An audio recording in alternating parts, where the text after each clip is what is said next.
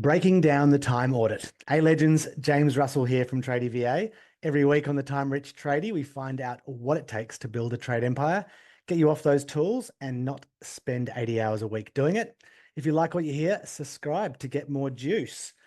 Today, we're going to break down the time audit. Now, I brought this up where we talked about how to stop doing dumb shit, but I think it's a subject that needs a little bit of a deeper dive. You probably just skipped that step after listening to the episode and moved on to the more fun bits. But it's the powerful tool that you need to do first. And once you get the hang of it and you break that seal, it is going to make a massive difference to how you tackle your day. So let's talk about tracking your time, where it really goes, and how you can use that to set the right priorities and finally take control back of that week. As a trader, you've got a lot on your plate. You're quoting, managing jobs, dealing with customers.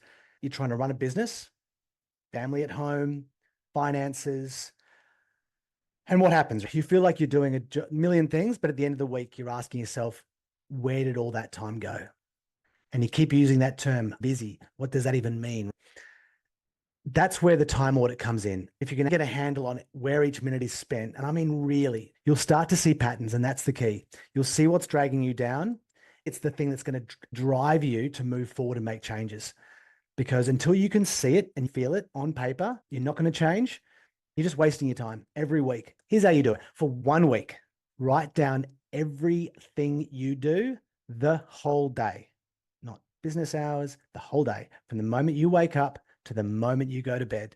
And I mean everything, every phone call, quote, meal, every time you're at the supplier, admin, and you've got to be brutally honest, right? This is like looking yourself in the mirror. You can't paint a picture of what you'd like to see. You just see what you see. It will feel like a bit much, but it's 1 week, dude. So just suck it up, do it, right? It's going to make a massive difference. The templates are in the notes. There's no excuse. Just print it out, keep it with you, fold it up, stick it in your back pocket. Honestly, I've tried this on my phone. Pen and paper is the best solution. Stick it in your back pocket. You're going to break it down by category: scheduled focused work, reactive work, business growth work, and then personal care, family. Now, you can have other subjects if you like, hobbies, whatever's important to you, those things that make you happy, all those parts of your life. You get the drift. And then you're going to make a note of exactly what it is you're doing. Right now, this is verb noun: picking up kids, send quote, respond to emails. Then you're going to make a note of how much time each takes, 12 minutes, 15 minutes, whatever it is. Don't judge it, just write it. I'm going to say that again. Don't judge it, just write it. You know, every time I go to tell someone, oh, you just got to lose some weight. And they're like, oh, how do you do that? You just got to write down everything you eat. Oh, how's that going to get me to lose weight? Well, no one ever wants to write down a cheeseburger, right? But at the end of the day, you eat the cheeseburger. So just write it down. Don't judge it, just write it. Now you're going to have a whole week. Like I said, a whole week.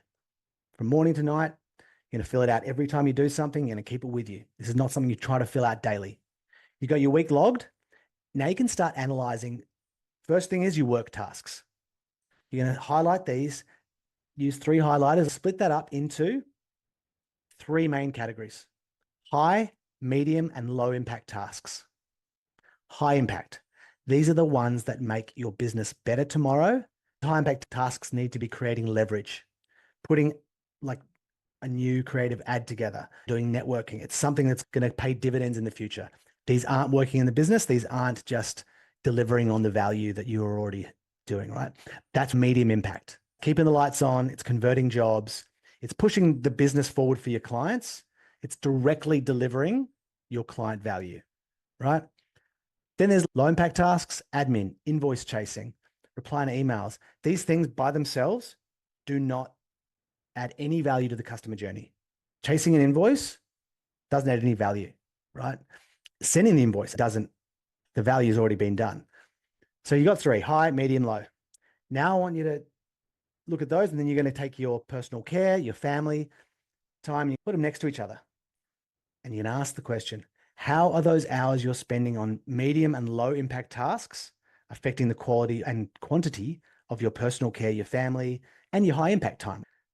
And then you can start looking through those medium and low, because now you've got something to replace them with, right? This is where the drive comes. People always start listing out the stuff they want to give to other people and delegate.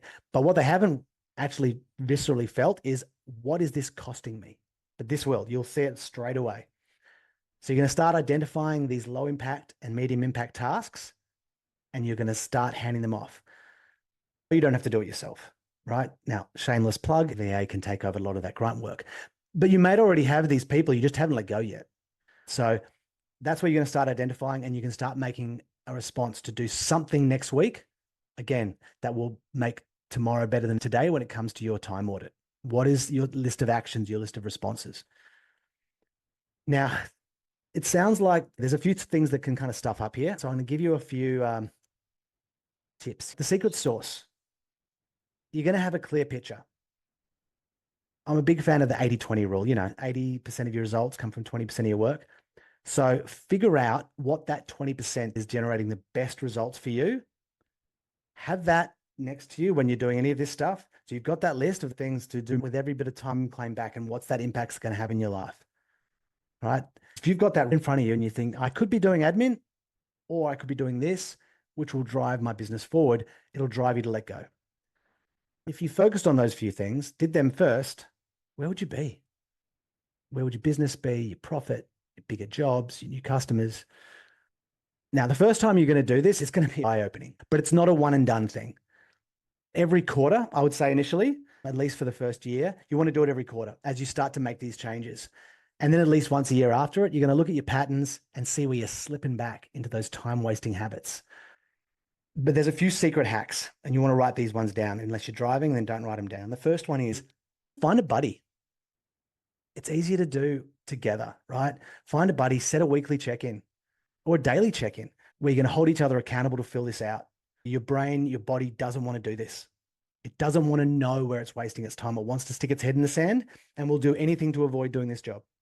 Set alarms on your phone to remind you to fill it out every few hours in case you forget. These time audits are bloody useless if you try and fill them out at the end of the day and try to look back on a day. You have no idea truly how you spent your time. Your brain is trying to push that down. And book the next one now. Book the one in a quarter. And also book in your diary at the end of this week when you're going to analyze it. Because if you don't analyze it, you've just spent a whole week doing a job for nothing. So book that time in your diary, spend the time. With these check-ins, I guarantee you'll stay on track. You're going to give yourself the motivation to make those changes you probably already know you need to do. Remember, you're the boss of your time. Your time is not the boss of you. You are not busy. That is a choice, right? To wrap this up, I'll leave you with something that really sticks with me. Author Peter Drucker once said, what gets measured gets managed. And that's what the time audit is about. We are measuring and writing down and looking at where your time is going. And that's the only time you're going to manage it better. So thanks for listening to the Time Rich Tradie. I hope you got a lot out of it.